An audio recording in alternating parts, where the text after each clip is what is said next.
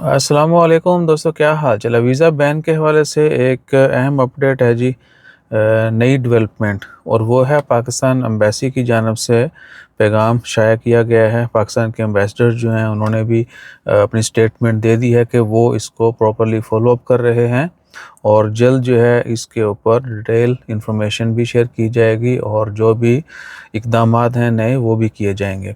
اور یہ آج ہی کی خبر ہے، آج 27 جنوری 2025 اور سوموار کا دن ہے۔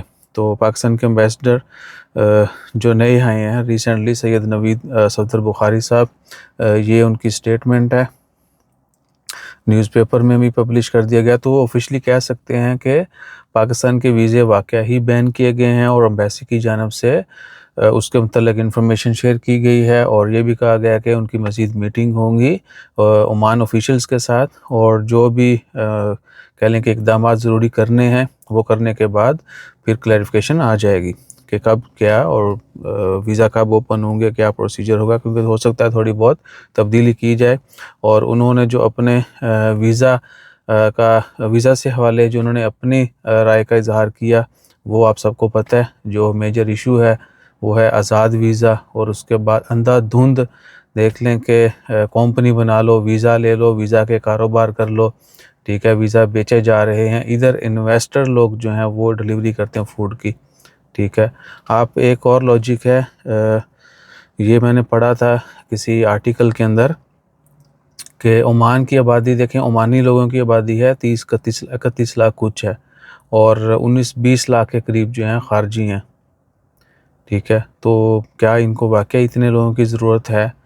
تو ہر بندہ کہے گا جی نہیں، ایک بندے کے لیے 1.5 بندہ جو ہے ادھر حاضر ہے، تو نہیں، ٹھیک ہے نا۔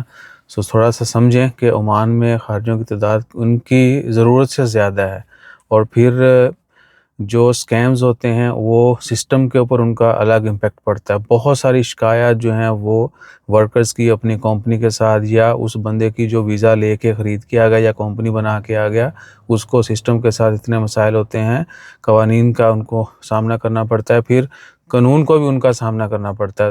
ایک بندے نے 10 بندوں کے ساتھ فراڈ کیا ہے، وہ بندے ادھر ہیں، تو آف کورس وہ عمان میں ہی شکایت کریں گے نا، تو عمان گورنمنٹ نے اس کے اوپر بھی ایکشن لینا ہے، وہ سارا کچھ اس کا بندوبست بھی کرنا ہے۔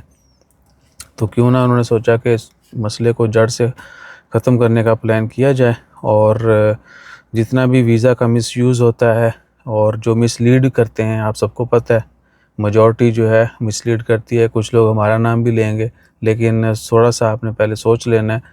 ویڈیو ہماری ساری پڑی ہوئی ہیں، ٹھیک ہے نا، اس میں ہم نے کبھی کسی کو یہ نہیں فورس کیا کہ بسم اللہ جلدی آؤ پاکستان چون جو تے ویڈیو کمپنیاں بنا لو، ٹھیک ہے نا، ویڈیو تے ویڈیو داغی جانے، ہمارا وہ رول نہیں ہے۔ ہم ہمیشہ شروع دن سے کہتے آ رہے ہیں کہ سسٹم آپ کو باندھ کے مارے گا، انہوں نے مارا ہے، ٹھیک ہے۔